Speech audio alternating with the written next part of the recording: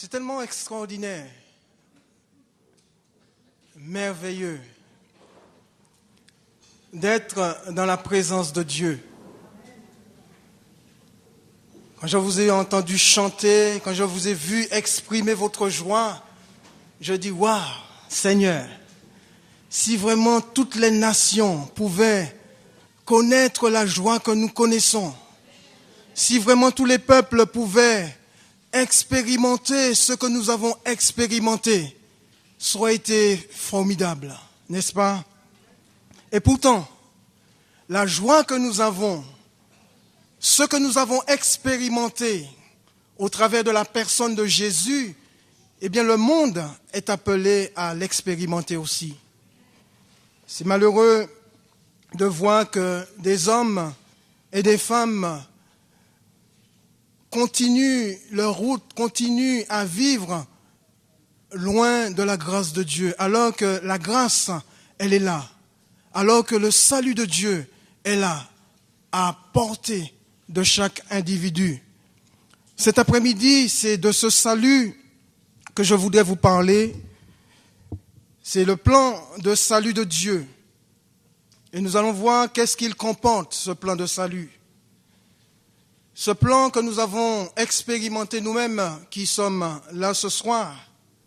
Et j'espère que chacun d'entre vous, vous avez expérimenté ce plan de salut au travers de l'œuvre que Jésus a accomplie d'une manière parfaite à la croix du Calvaire. Pour cela, frères et sœurs, je voudrais lire avec vous un texte dans le livre des Actes des Apôtres au chapitre 4. Acte 4, chapitre 4, verset 8, à partir du verset 8. Nous allons lire jusqu'au verset 21.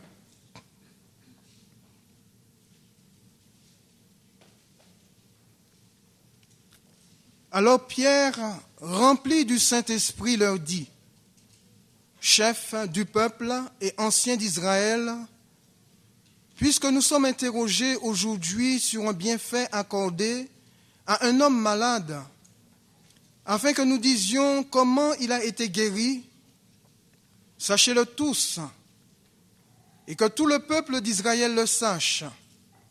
C'est par le nom de Jésus-Christ de Nazareth que vous avez crucifié et que Dieu a ressuscité des morts. C'est par lui que cet homme se présente en pleine santé devant vous.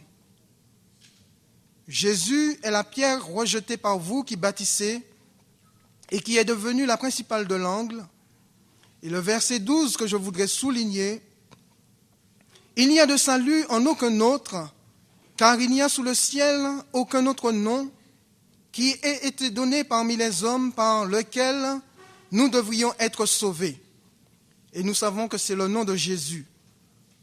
Lorsqu'ils virent l'assurance de Pierre et de Jean, ils furent étonnés, sachant que c'étaient des hommes du peuple sans instruction, et ils les reconnurent pour avoir été avec Jésus. Mais comme ils voyaient là près d'eux l'homme qui avait été guéri, ils n'avaient rien à répliquer. Ils leur ordonnèrent de sortir du Sanhédrin, et ils délibérèrent entre eux, disant, « Que ferons-nous de ces hommes? Car il est manifeste pour tous les habitants de Jérusalem qu'un miracle signalé a été accompli par eux. Et nous ne pouvons pas le nier.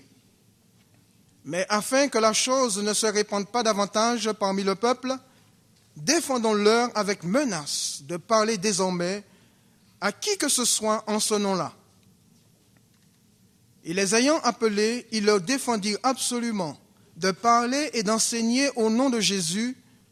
Pierre et Jean leur répondirent, « Jugez s'il est juste devant Dieu de vous obéir plutôt qu'à Dieu, car nous ne pouvons pas ne pas parler de ce que nous avons vu et entendu. » Ils leur firent de nouvelles menaces et les relâchèrent, ne sachant comment les punir à cause du peuple, parce que tous glorifiaient Dieu de ce qui était arrivé.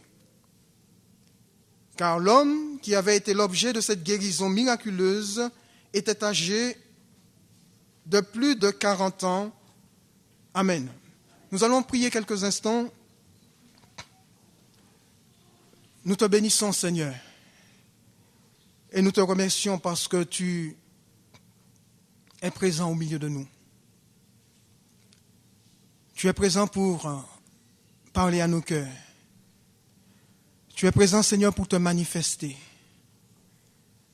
Tu es présent, Seigneur, pour te révéler à chacun d'entre nous cet après-midi. Ma prière ce soir, Seigneur, c'est que ton Saint-Esprit puisse pénétrer nos cœurs. Que ta parole, Seigneur, puisse trouver un chemin dans nos cœurs.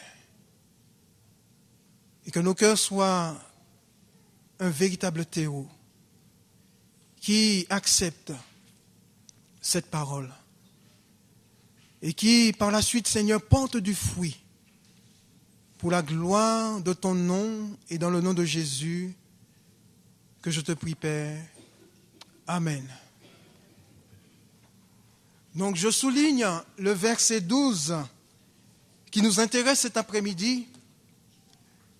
Il est dit qu'il n'y a de salut en aucun autre, car il n'y a sous le ciel aucun autre nom qui était donné parmi les hommes par lequel nous devrions être sauvés. Juste pour remettre ce texte dans son contexte, c'est après que Pierre et Jean soient montés à l'heure de la prière dans le temple. Ils ont retrouvé un homme qui était malade et ils vont prier, un paralytique, et ils vont prier pour cet homme qui va être guéri. Jésus va guérir cet homme au travers de Pierre et de Jean, qui lui va entrer dans le temple, va commencer à louer Dieu, va commencer à adorer Dieu, et les chefs religieux étaient furieux de ce que Jésus continuait à guérir, malgré qu'il avait été enlevé. Le nom de Jésus continuait à se manifester au travers de ses disciples.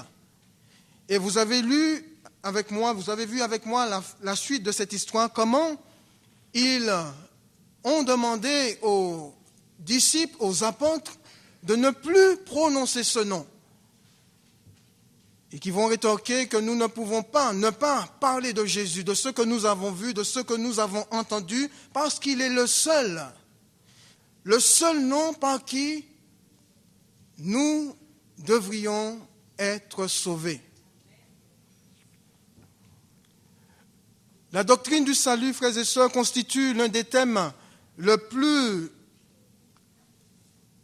important dans la Bible, l'un des thèmes majeurs de la Bible. C'est à cause du péché, et nous le savons dans le Jardin d'Éden, que l'homme a perdu toute communion, toute relation, son intimité avec son Dieu, avec son Créateur. Et il a été chassé du jardin par Dieu lui-même. La Bible affirme que Dieu est amour. Il est aussi justice.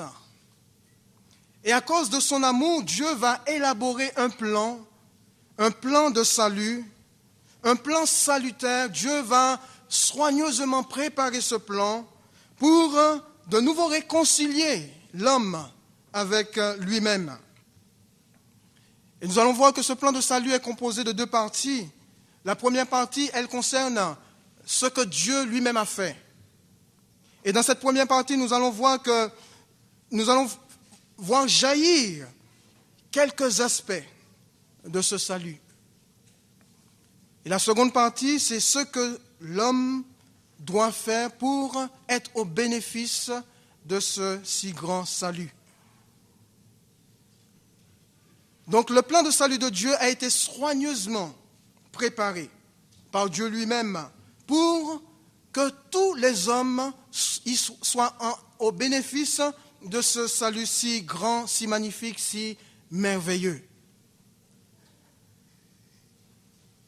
quel que soit son rang social, quelle que soit sa religion, tous ceux qui veulent être sauvés doivent impérativement passer par ce salut, par ce plan de salut, doivent impérativement l'accepter pour être sauvés. Nous voyons dans la Genèse, au chapitre 3, verset 15, où il nous est dit,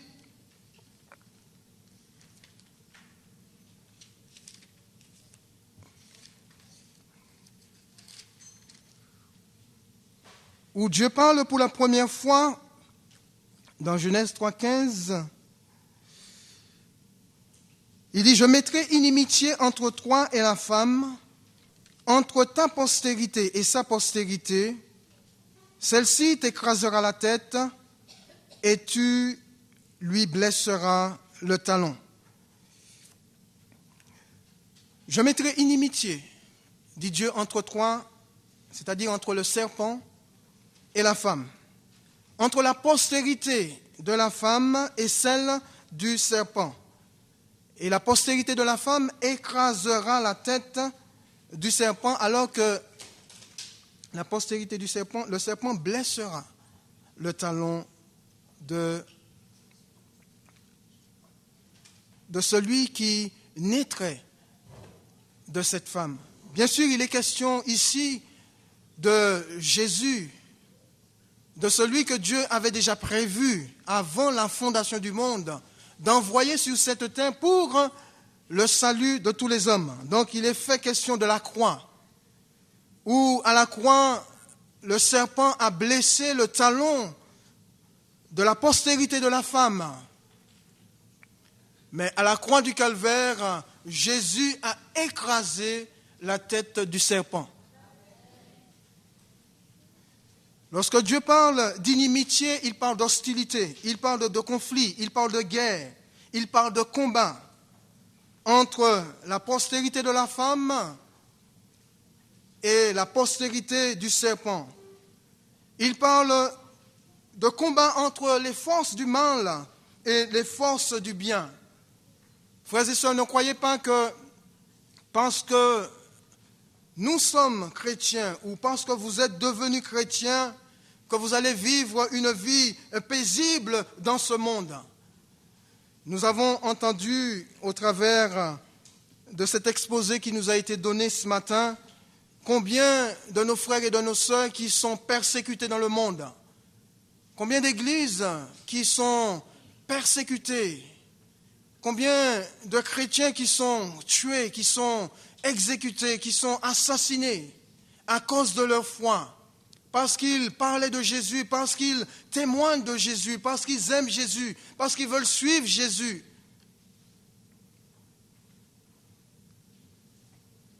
Et Jésus l'avait si bien dit à ses disciples que vous serez persécutés dans le monde. S'ils ont fait ceci au bois sec, à plus forte raison ce qu'ils vous feront, à vous qui m'avez accepté. Jésus est le premier-né de cette postérité qui a rendu libre des frères et des sœurs, qui vous a rendu libre, vous qui êtes là cet après-midi, nous qui formons l'Église du Seigneur Jésus-Christ, qui est lui-même la tête du corps de l'Église dont nous sommes nous-mêmes les membres. Vous comprenez bien, frères et sœurs, que dès le commencement, Dieu avait déjà prévu le salut de l'humanité au travers de la personne de Jésus.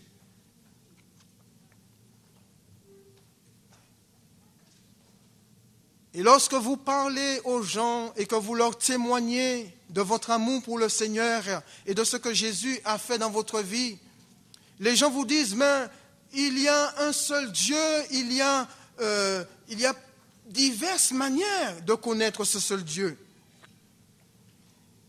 Quelque part, en disant qu'il y a un seul Dieu, ils ont raison de le dire.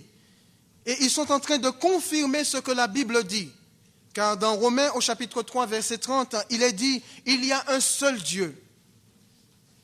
Un seul Dieu qui justifiera par la foi les incirconcis et par la foi les circoncis.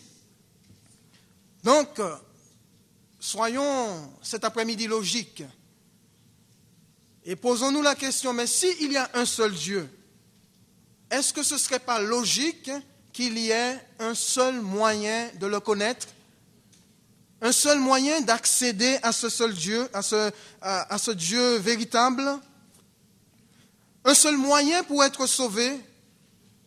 Pour moi, c'est tout à fait logique. Il y a un seul Dieu, donc il doit y avoir un seul moyen, et il y a un seul moyen pour être sauvé. Et c'est ce que la Bible nous dit, c'est ce que la Bible confirme. Un seul Dieu, un seul moyen de le connaître et d'être sauvé. Et le moyen que Dieu a utilisé pour sauver l'homme, pour racheter l'homme, pour ramener à nouveau l'homme à une communion intime avec lui, nous allons voir le premier moyen, c'est la mort. La mort est le premier élément indispensable pour accéder au salut. La Bible nous dit que la mort est entrée dans le monde par le péché. C'est à cause du péché que la mort est entrée dans le monde.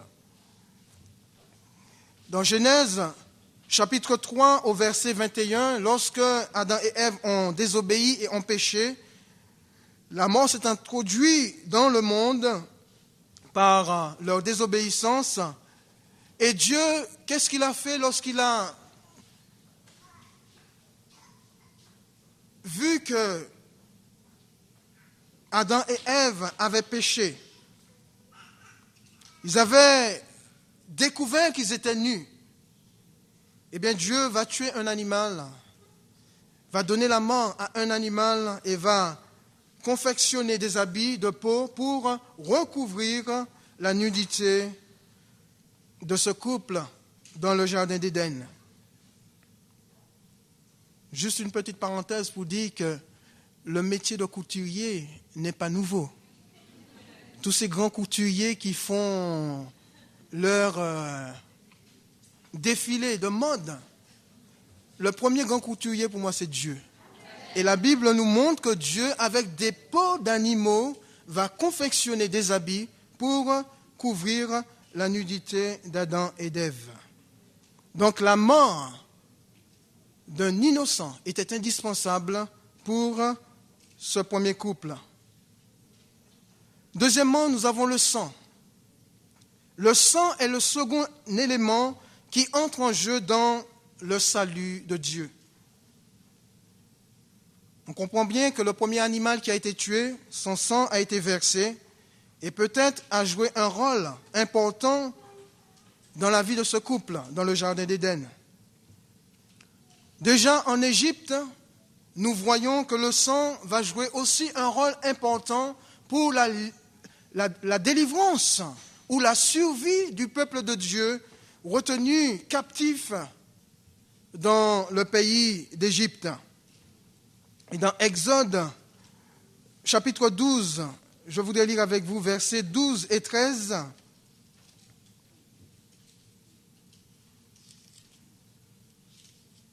Où il est parlé de sang.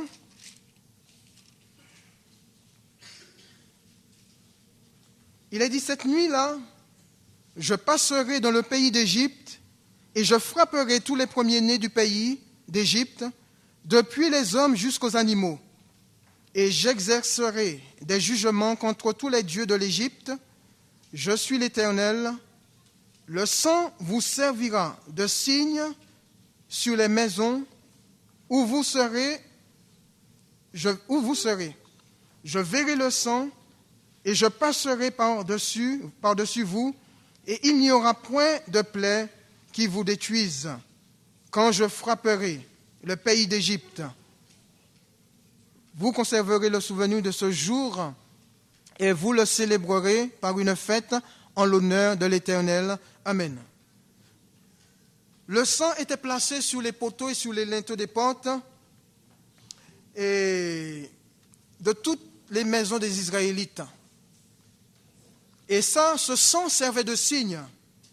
Et quand Dieu passait pour détruire, quand il voyait le sang, donc il passait au-dessus et la mort n'entrait pas dans cette maison. La mort survolait la maison où il y avait le signe, où il y avait le sang, pour frapper les maisons, dans les maisons, tous les premiers-nés, que ce soit bêtes ou hommes, dans les maisons où il n'y avait aucun signe.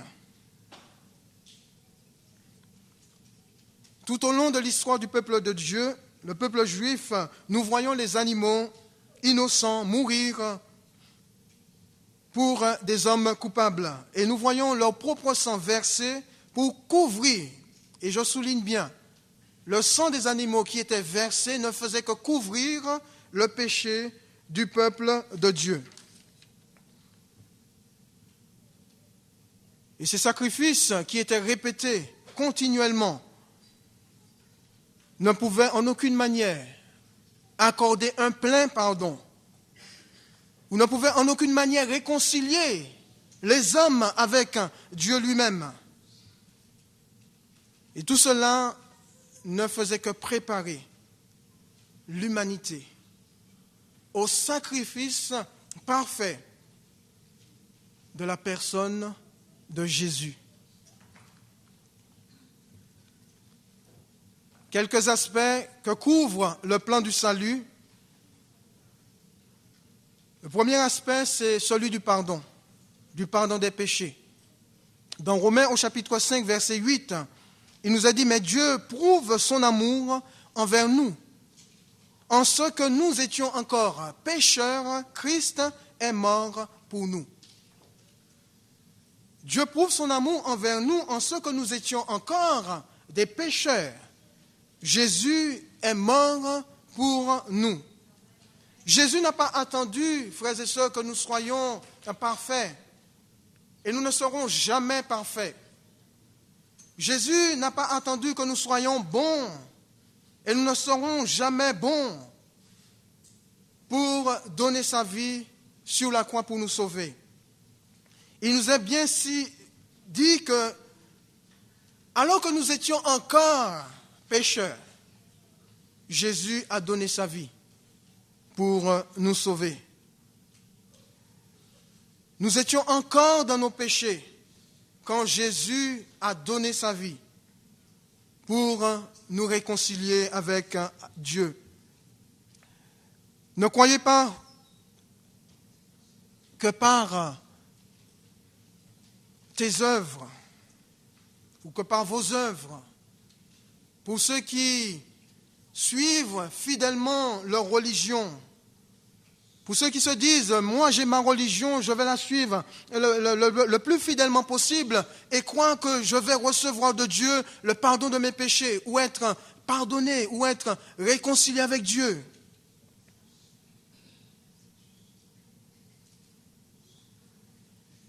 Ne croyez pas que par votre vie pieuse,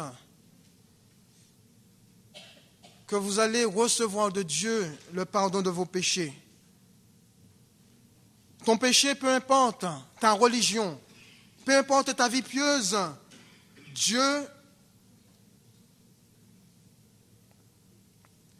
ton péché restera devant Dieu à moins que le Seigneur Jésus lui-même te pardonne.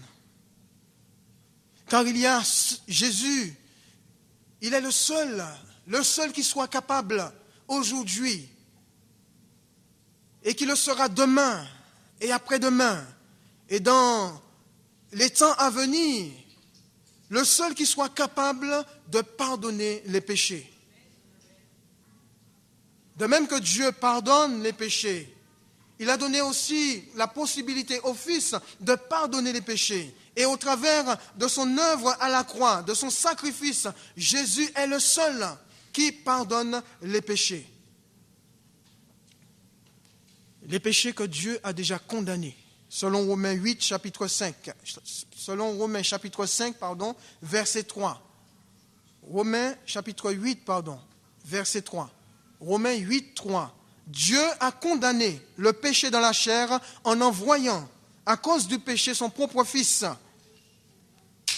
Comment il a fait? Eh bien, il a envoyé dans une chair semblable à celle du péché. Jésus est venu dans un corps semblable au nôtre, ou Dieu est venu dans un corps semblable au nôtre pour se livrer à la croix, afin de nous pardonner de nos péchés.